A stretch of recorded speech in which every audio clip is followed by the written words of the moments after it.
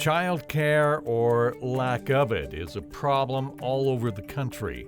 South Dakota and West 605 are no exception. We face the same shortage of affordable childcare providers, the same lack of staffing for existing childcare providers, and the same lack of income to pay for childcare. This situation needs to change, and change quickly. We see that childcare as an industry is the only private for-profit industry where businesses are going for charitable contributions just to help meet their bottom line. No other for-profit entity does that. Partially because the business model is broken.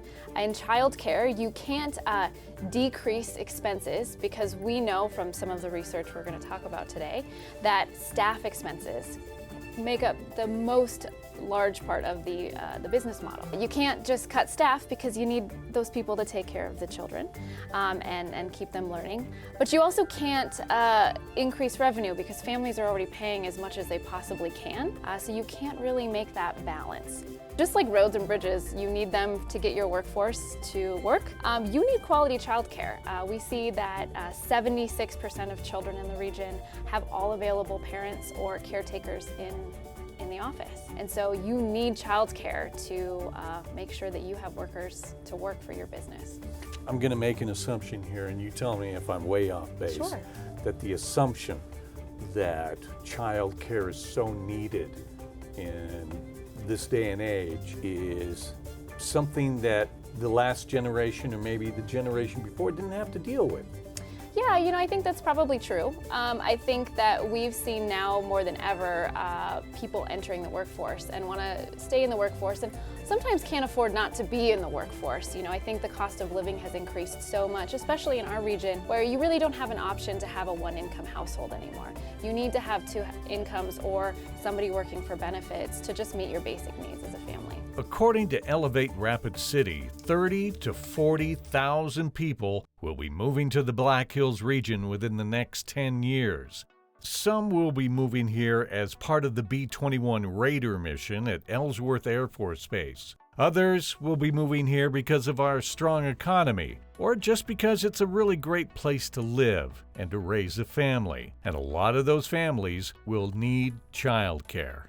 Yeah, we call it the parent trap, this idea that primarily the people that are having young children are young families.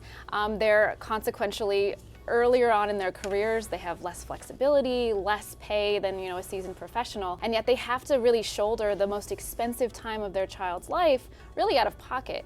We are now seeing childcare cost upwards of $10,000 to $13,000 a year, which is around the same. Wait. Let's repeat that. Sure. That stat: $10,000 to $13,000 a year. So, yeah, to put it in perspective, that's about the same amount you would pay to go to an in-state school for college.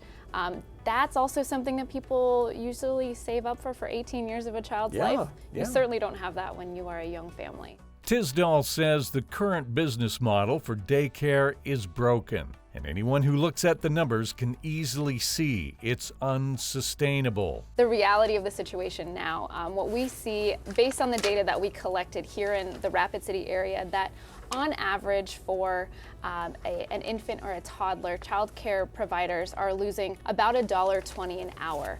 Equates to roughly around $200 a child per month that they're actually going in the hole to provide this care. I think anybody that can do math realizes, well, gosh, how do you make that work? And we see a lot of child care providers getting very creative. They're incredibly savvy business folks that figure out how to plug some holes and just keep afloat. The costs of operating a daycare center keep rising, federal money from the COVID-19 pandemic is dried up, and families that need childcare the most are often the ones that can't even afford it. One possible solution to the problem could be on the way, but it's going to take some time. We all have to recognize that childcare is vital community infrastructure, whether you have a child or not. If you're an employer, if you're somebody that lives in this community, childcare affects your way of life, whether you can see it or not. And so we at the foundation know that that takes investment. It takes financial investment, and it takes an investment of awareness, really. So we're doing a couple of things to try out. So we here at the foundation have the Child Care Innovation Fund, and we put some money in the Black Hills Area Community Foundation to pilot a program called TriShare. TriShare has worked in other states, and what it does is it is a true collaboration between a business as an employer, the employee, and a third entity. Now in other places this is generally the state. Here in Rapid City we're going to be using our fund, so philanthropic dollars, where these three actually then equally share the cost of childcare. We see that this has really great benefits not only for the family, because it's of course more affordable, but it benefits a provider knowing that there's going to be consistent income from this family.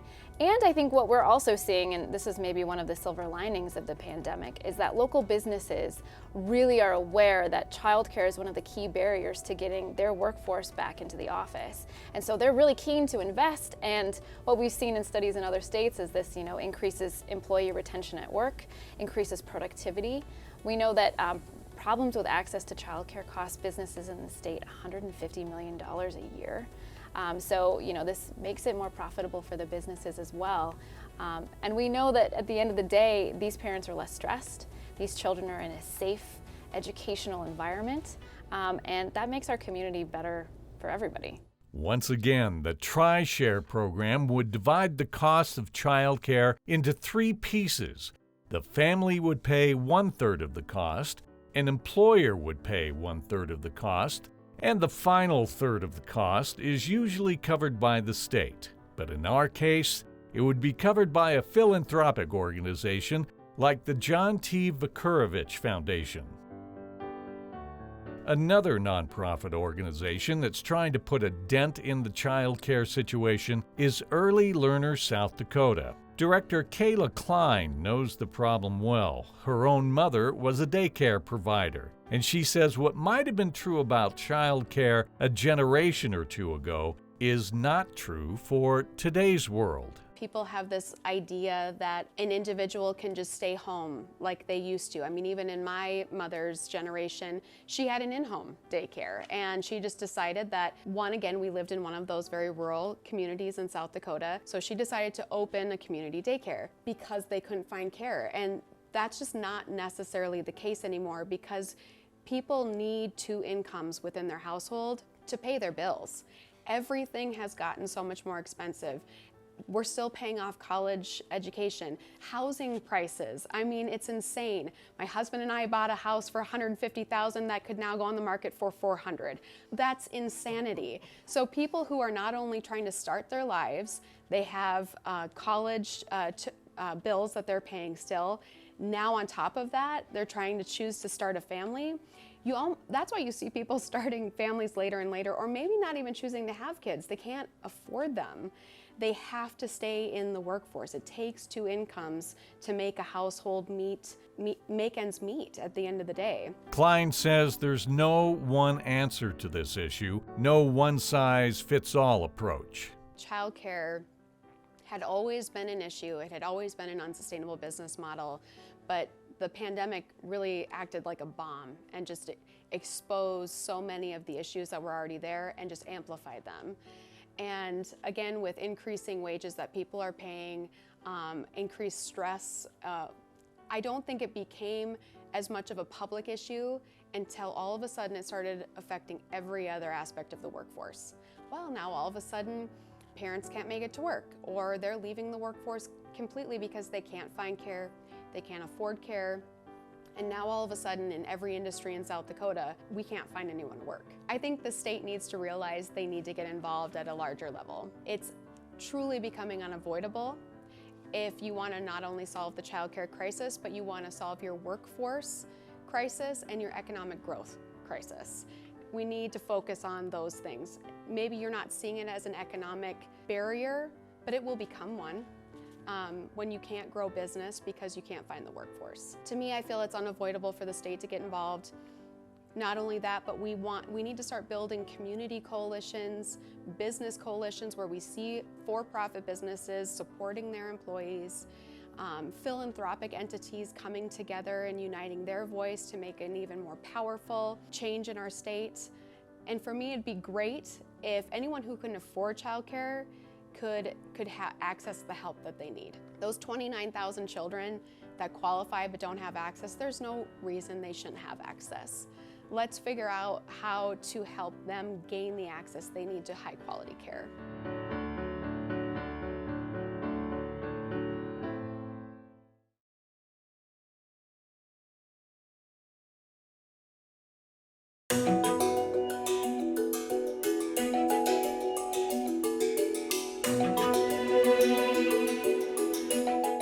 I wanted to get a first-hand, real-life look at childcare in the Black Hills region. So I did a bit of Googling around and I came across a place called Tiffany Cares. Tiffany Olson is the owner and only staff member. She runs a daycare center out of her own home. Got 12 kids here right now, Monday through Friday, 7:30 to 5, 7:30 to 6 actually most days, yeah. And you've been doing it for how long? About 5 years officially. So how did you get started in this business? I had a close friend who had a new baby with some special needs who was not able to go to regular daycare. At that same time, I also had my first grandbaby that was born. So I decided to quit social work and stay at home and watch those guys. And then it just kept growing from there. I wasn't advertising, so I wasn't aware at the beginning how big the need was. Word of mouth started getting out, and as soon as I got licensed and was listed, the calls were coming in constantly. I mean, I still get calls once or twice a week about daycare. Describe for me what's going on now at Tiffany Cares here. You are regulated with the state. Yep, my 1-year anniversary for my license is coming up. Okay. And so that limits you to 12 kids, right? 12, yep. 12. So I had 6 before I got my license, and then like I said, as soon as I was listed, the calls just started coming in. I immediately got my other 6 and have been full ever since then, so. Are you still getting calls Oh, yeah. for the need? Yep, and I've started a waiting list. Really? Especially for infants. How far out do they have to wait? Well, you can only have 4 under the age of 2, so you have to wait until somebody becomes of age. I've heard of that sort of thing going on in big cities, things like that, but it's actually going on here. Oh man, the need is so big around here, yeah. Looking after and caring for a dozen children is no easy task, but Tiffany says for her, it's a labor of love, even when you have to deal with a lot of rules and regulations. I enjoy so much about it. I mean, it's a great job to be able to stay home and play with kids all day long. And I love babies, and so, I mean, I just love holding and rocking babies too.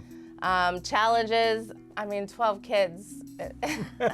When 6 o'clock comes around, sometimes you feel like pulling your hair out. But, I mean, by the time Thursday or Friday comes along, you're ready for a break. Okay. But I love it. I love it. I mean, and I'm in it now for the life. Okay. Now, you mentioned before we started rolling the cameras that you've got a couple of sisters who do this as well. So, kind of a family sort of approach. Yeah, they've been doing it a lot longer than I have. Okay. My older sister, she's probably been doing it for 20 years now, but she's not licensed.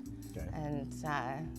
And then my other sister is licensed. She really focuses on the low-income families and helping them, the ones that qualify for the state assistance. What's the difference? Is there a better route to take, unlicensed versus licensed? What's the difference? I guess it really just depends on, like I said, for the low-income families, if you're trying to help that group of people, then you'll want your license, because if they qualify for state assistance, it's the only way that you can get paid that way through the state. All right, time for a dumb question. Are there child care providers that focus specifically on the upper income sort of? Yeah, I would say so. Really? Yeah. Just because not everybody wants to go through that whole licensing process and then be limited to only the 12 kids. And so if you're unlicensed, then you can kind of control your numbers a little bit more. But who goes in to make sure it's just one person with 20 kids, you know what I mean? Nobody goes in those cases, I don't think. So if you're state licensed, we have surprise visits from the state, so we get inspections. If you're on the YFS food program, then you get 4 drop-ins a year to make sure that you are abiding by all of that, all those rules. And you get no notice that they're going to drop in? Nope. Okay. Nope. And I think that's good. And honestly, even the unlicensed daycare should have that, if you ask me. Besides what she charges her clients for her services, there's some grant money you can apply for, and it's a learning process. I didn't even know everything I needed when I was first getting that license and filling out that grant paperwork. As time goes by, you realize, well, I could use this also and this, and I mean, it's just constant need. So there is grant money out there. Where does this grant money come from? You know, when I got my license, the state lady who's my caseworker, she sent me the paperwork on it. So honestly, it was just kind of a bonus. I wasn't even for sure that that was going to happen. It was kind of like, oh, by the way, you might be interested in this since and this. You're doing this, yeah. Okay. Because I got that license to help a specific family so they could qualify for the state assistance. And that was the only reason I was going for the license to begin with, to help the lower income families that needed it. And so yeah, that funding was a huge, huge bonus, and my families are very grateful. Okay. So the whole process, would you describe it as, laborious, or there's a lot of paperwork, or how would you describe it? It wasn't too difficult. You had to do some hands-on training through CPR, but the rest of it was just kind of online, lots of reading, a little bit of a test, nothing big. I mean, if you've cared for children for years, then it's pretty much common knowledge, nothing real hard. Tiffany says her phone is still ringing. People moving into the area and looking for daycare. And you can bet her phone will keep on ringing in the future as the population of West 605 continues to grow.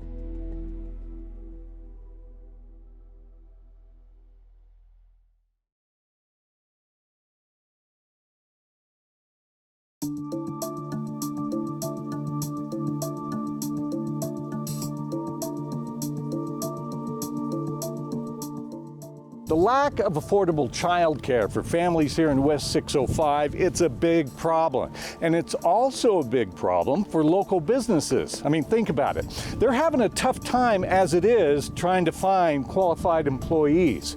But if a prospective new employee can't find or even pay for childcare, well, that just escalates the situation to a whole new level. And if you think the problem is bad right now, try waiting 5 to 10 years. Members of the state legislature have taken notice and are trying to do something about the issue, at least some members of the state legislature. Child care is a workforce issue that we cannot ignore. We believe that this is something that we have to deal with in the not too distant future. It's really a crisis now.